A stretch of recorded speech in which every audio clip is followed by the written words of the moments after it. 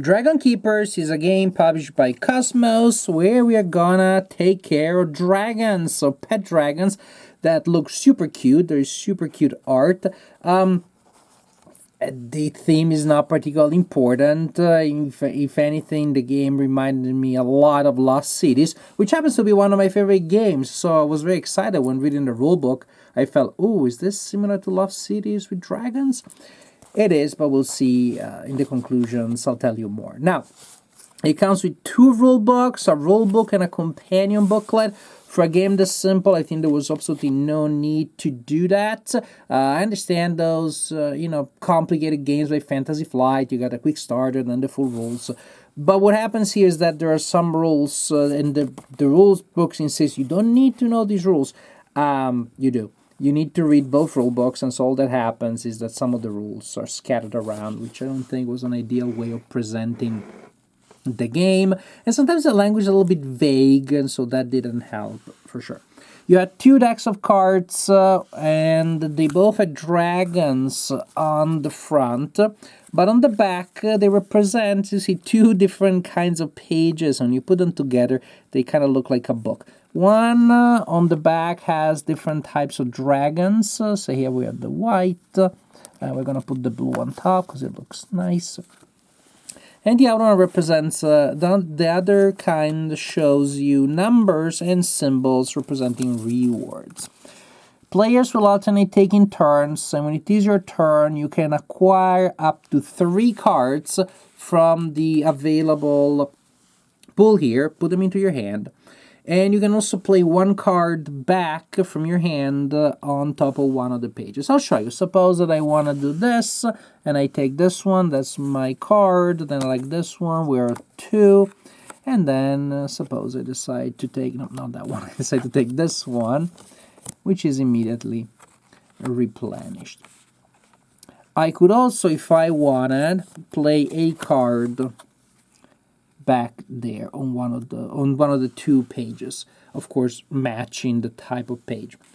So after you're done with your turn, drawing up to 3 cards, potentially playing 1, you can play exactly the set of dragons that is now showing on the rulebook, on the magical tome of dragon keeping. For example, because it shows that, I can play a single red dragon face up in front of me in my personal area, and if I do so, I collect the reward. But if that was the case, then I could play only and exactly 1 green dragon. If this is the case, then the only set that can be played is 4 green dragons. So you see how manipulating those things is very important. I suppose that I do decide to play a single humble dragon of the red type. And that's it. Now, when you play your dragons in front of you, you need to place them in specific dedicated stacks. So all of the red dragons will go there. And all of the white dragons will go there, for example. Oh, I can then add to the red dragon and more to the red dragon.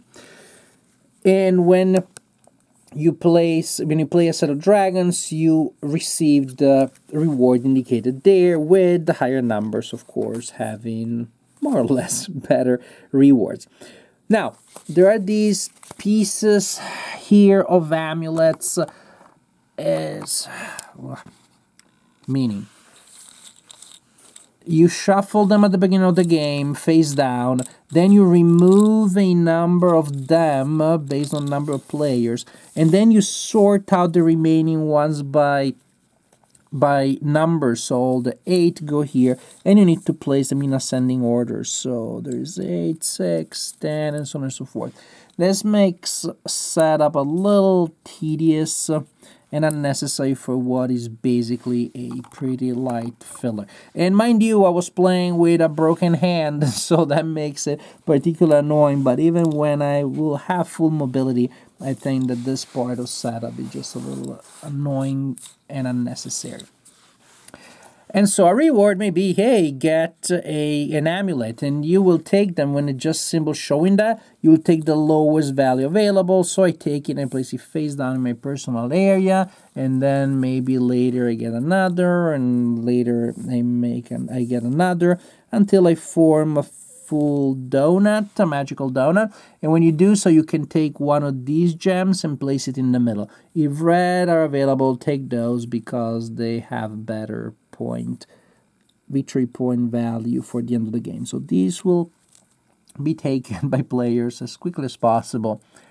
And as the game progresses, players will be playing and collecting these tokens and making these amulets. Depending on the number of players, there will be a different number of amulets made or formed collectively by the players that will trigger at the end of the game.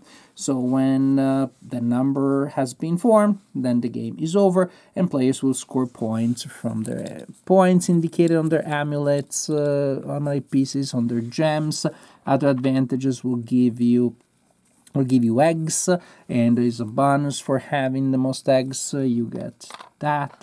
Another bonus it was gonna be these crystals, and you can spend them during the game to acquire extra cards. There are two more twists, however, to gameplay itself. When you're playing dragons in front of you, again, you place them in stacks of the same kind, and the stacks are next to each other. When you box in a color, that's it. You are done. You can't play dragons of that color anymore.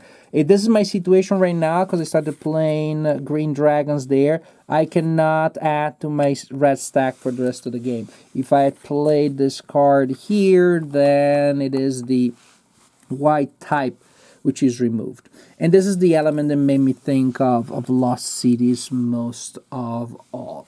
The thing is that after you take your turn and you can play the set of cards indicated there on the magic book, if you can and want, all of the players get a chance of doing that out of turn. So ideally, you're looking at their stacks and you see, oh, that player cannot play white anymore. So maybe I'll prepare a nice set of white there, which I can possibly score, unless I'm out of white also, because I boxed my white dragon in also.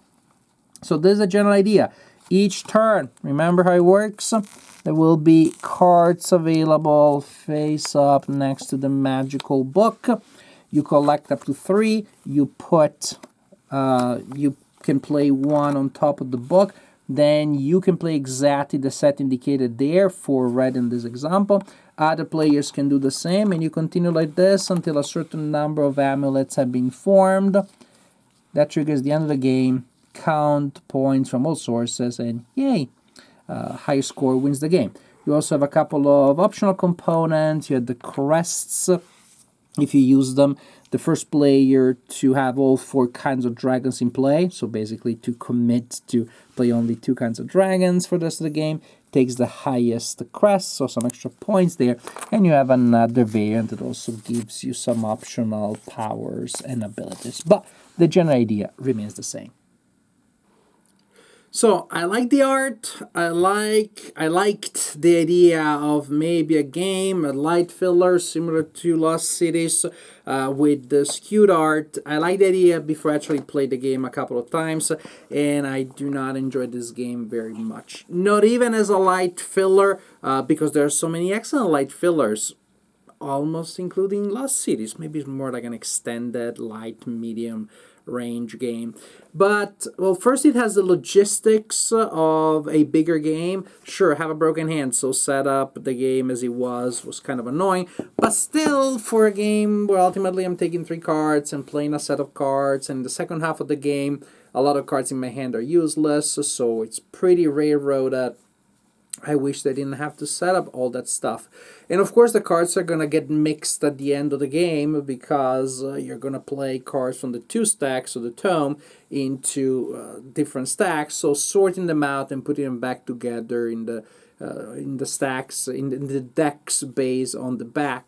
It's a pain that I would take more gladly if the game had more meat, more depth, and was more than a filler with the logistics of a bigger game. And then gameplay, alas, that's also when I'll be able to go through logistics if there was more to gameplay, but it feels very repetitive, and that's just a big big minus there. You're doing the same thing over and over and over again, and the game doesn't escalate, doesn't get more exciting as the game goes by. It gets less exciting because you locked yourself out of various opportunities in order to be able to score them. And again, just I love in Lost Cities that is done somehow in a way that feels more interesting and exciting, and here it just feels more limiting. So you're doing the same thing over and over again, and it gets less interesting as things go by. It is nice that players can play out a turn so that if I am scoring a certain set, everybody else has the option of doing so. But it doesn't feel very meritocratic. It doesn't feel like, oh, my clever strategies allow how maneuver my opponent into doing this or that. It's luck that from time to time I can score what you have been doing, and that's kind of the general idea. And in general, people will just try to go for ginormous scoring sets because they just score so much better. If you get a big set and you get, instead of getting the standard default tokens, which is the lowest value, which is 1, 2, 4, you get the one that is 20. That's pretty obvious that that's the way to go. And there are just other advantages that you get. So I wish, again, there were incentives, get a lot of small rewards or a big one. No, you'll probably go for the big reward. So you have fairly railroaded or very railroaded gameplay that that is repetitive, and to me wasn't all that interesting. Again, I don't want you to think that I'm being unfair to a light filler. I'm thinking of this as a light filler, but there are light fillers such as Deep Sea Adventure or other ones. A lot of these little games, they come in bubblegum boxes such as Bus or Rum. There are a lot of nice light fillers out there that set up in less time. You can put away in less time. You can play in less time, and they have more gameplay and more variety. And so this is why Dragon Keepers has not been very successful at my table, and I personally haven't enjoyed it very much.